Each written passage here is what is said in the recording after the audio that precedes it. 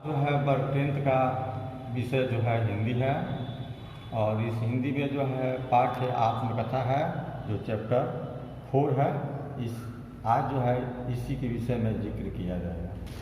बच्चों आज जो है हम लोग जो पाठ पढ़ेंगे वह पाठ है आत्मकथ्य। और आत्मकथ्य का सुंदरता जो होती है, यहाँ पर कवि जो हैं यह अपने मंतव्य को व्यक्त कर रहे हैं कि आत्मकथा के माध्यम से जीवन के यथार्थ और अभावों का वर्णन किया जाता है। और कवि परिचय के रूप में अगर हम लोग लें तो इस आत्मकथ्य का कवि जो हैं जयशंकर प्रसाद जी हैं और इन्होंने आत्मकथ्य जो लिखा है वह बड़ा ही सराहनीय पाठ्य है। लेकिन हम लोग इससे पहले जयशंकर प्रसाद की कुछ विषय में जानकारी प्राप्त कर लें। जैसे यह हिंदी साहित्य के अमर कवि व लेखक प्रसाद का जन्म जो है काशी के सुंघनी साहू प्रसिद्ध परिवार में 1889 में हुआ था। उनके पिता जो थे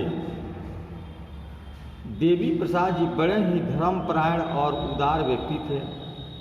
उन्होंने उदारता, विद्वानों की आदर और विद्याभ्यास जैसे संस्कार से पूर्वजों को परंपरा से ही प्राप्त किए थे। उन्होंने घर पर ही अंग्रेजी, हिंदी, संस्कृत, उर्दू की समुचित ज्ञान प्राप्त किया था। उनकी विशेष रुचियों में कसरत करना और घुड़सवारी करना ही था।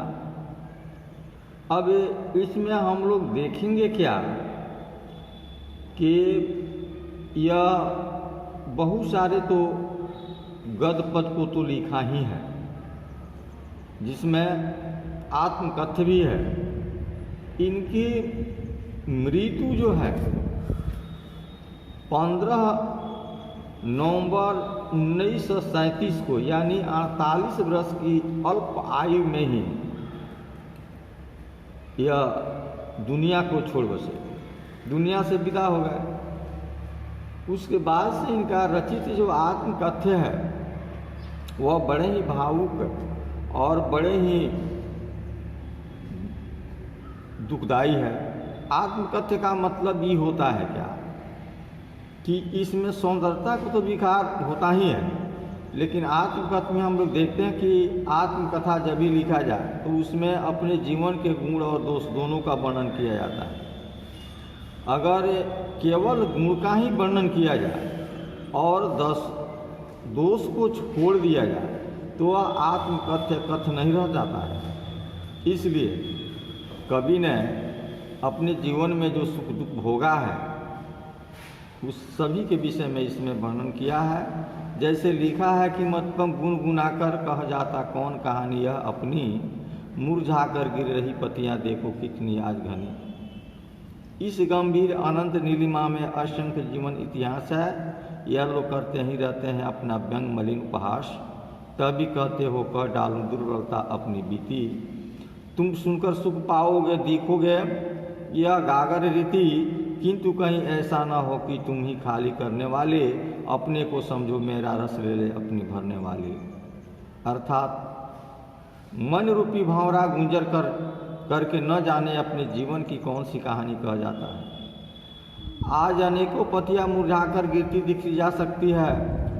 वर्तमान में परिस्थितियाँ इतनी विषम है कि अभिलाषा रूपी पतियां जो है समाप्त होती जा रही है। इस गहरे अंतहीन विशिष्ट साहित्य रूपी आकाश में अनंत लोगों का जीवन का जो इतिहास अंकित है वे सब अपनी आत्मकथा लिखकर खराब और निंदनीय तरीके से अपना उपहास करते रहते हैं। इस प्रकार मजाक होने पर भी मेरे मित्रों आप यह कह सकते हैं कि मैं अपने जीवन की कमियां और कमजोरियां सबको बता दूं। यही रहस्य होता है, यही जो है आत्मकथ्य की रहस्य है कि जो अपने जीवन में जो भी किया, करने की कोशिश की, जितने भी गुण हुए, जितने भी दोष हुए, सभी को बता देना ही क्या है, आत्मकथ्य है। इसीलिए कवि जो कहते हैं कि मैंने जो अपने जीवन में जो भी कमियां और कमजोरियां किया है वह मैं सबको बता देना चाहता हूँ। मेरे जीवन की घड़ी को खाली देकर सुनकर तुम्हें सुख की अनुभूति होगी कि मेरे जीवन के यथार्थ और भावों को जानकर तुमको सुख मिलेगा। लेकिन ऐसा न हो कि मेरी विडंबनाओं को सुनकर तुम स्वयं को जीवन के अभावों को दोषी समझने लगे। ऐसा कभी भी अपने आप में मनुष्य को नहीं सोचना चाहिए। हमको जो है किसी की जीवनी या कथ्य को जब पढ़ते हैं तो पढ़ने के एवज में है सबसे पहले हम लोगों को उससे गुण दोष को देखना चाहिए और गुण दोष से संबंधित जो भी बातें हैं उसमें कौन सी अच्छाई है उस अच्छाई को ही ग्रहण करना चाहिए, अन्यथा जो बुराइयां हैं उसे परित्याग कर देना चाहिए। इसमें जो कवि क्या कहा, मिला कहाँ वह सुख जिसका मैं सपन देकर जगा था, आलिंगन में आते आते मुस्काकर जो भाग गया, जिसके अरुण कपड़ों की मत वाली सुंदर छाया में अनुराग ने उषा लेती थी नीच सुहाग मधुमय में। यानी कहने का अर्थ है कि जिस सुख पल की कल्पना करके उसे पाने के लिए मैं इस संसार में आया वह सुख मुझे नहीं मिला। जीवन में सुखों का भाव ही रहा और जीवन की सुख सुविधाएं मेरे आलिंगन में आने से पहले ही मेरे व्यंग्यात्मक मुस्कान बिखेरती हुई चली गई। यानी इनका जीवन जो है सुखमय नहीं बीता। जो भी मानव इस धरती पर आता है तो उसका यह अपने मन में विश्वास होता है या प्रयत्न करता है कि हम अपने जीवन में काफ़ी से काफ़ी सुख सुविधाएं प्राप्त करें, लेकिन कुछ समय की खेला है। कुछ ऐसे समय आ जाते हैं जिस समय में मनुष्य को दुख ही दुख मिलता है। लेकिन बच्चों ऐसी बात नहीं है। कवि की कथनानुसार जो है इनके जीवन में तो सुख नहीं मिला, लेकिन यह जीवन चक्र जो है उसे उगते हुए सूरज के समान है कि दिन भर सूर्य दुख में जो तपते रहता है, रात में शीतलता मिलती है। दिन आते हैं, सुख का समय आते हैं, तो फिर जो है इसके बाद घोर अंधेरा भी आता है। यह मनुष्य का जीवन जो है घड़ी के पहिए के समान जो है चक्रशील है, नाचता रहता है, कभी सुख तो कभी दुख होना निश्चित है। यही बात की वर्णन जो है कवि ने अपने जीवन में किया है कि मैंने संपूर्ण जीवन में सुख की प्राप्ति नहीं किया। मेरा जीवन में जो सुख की प्राप्ति रहा वह क्षणिक रहा। कुछ ही समय जो है मेरा सुख संपदा जो है समाप्त हो गया। इसलिए संकट की घड़ी में किसी भी मनुष्य को अपने आप को तबाह नहीं समझना चाहिए, अपने आप को, अपनी हिम्मत को नहीं हारनी चाहिए। यह मन में, आत्मा में यह विश्वास रखनी चाहिए कि हमें आज दुख है तो कल सुख मिलेगा।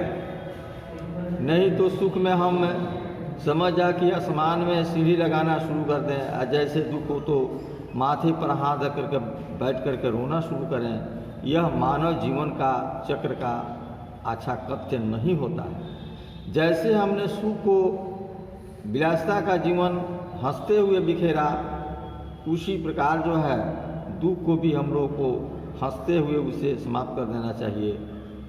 कवि का कथन यही है। इसमें कवि ने लिखा है क्या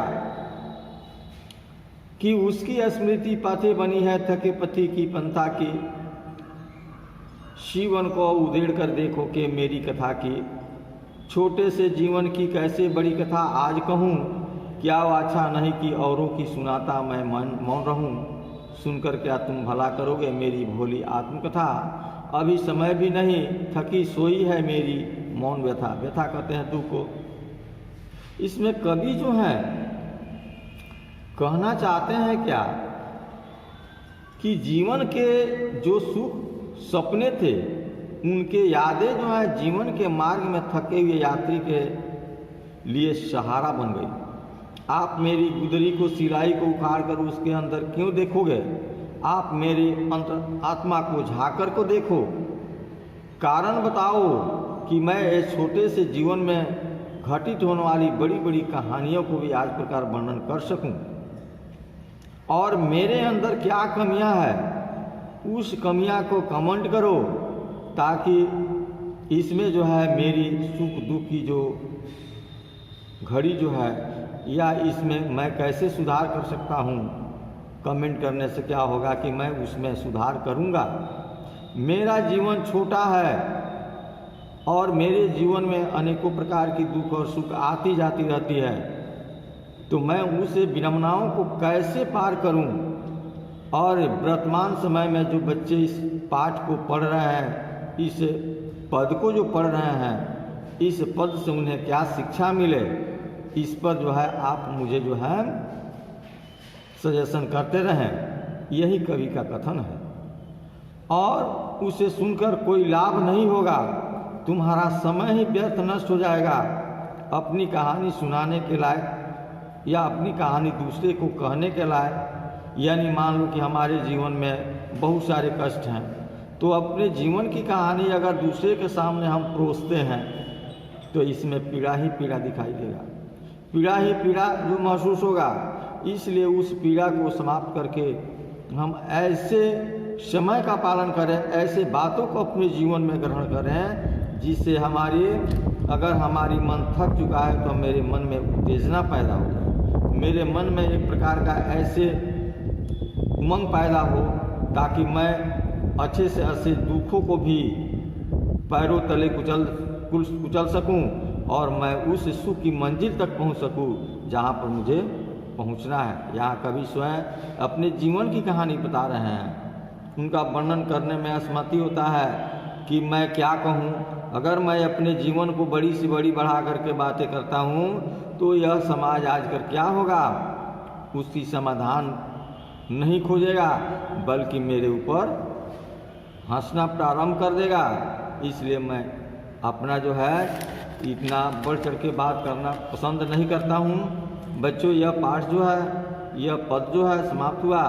इस पद के अंत में जो है बहुत सारे प्रश्न दिए गए हैं। उस प्रश्न को बना करके लाना है। जैसे विद्यालय खुलेगा वो प्रश्नों तक जांच की जाएगी। Thank you.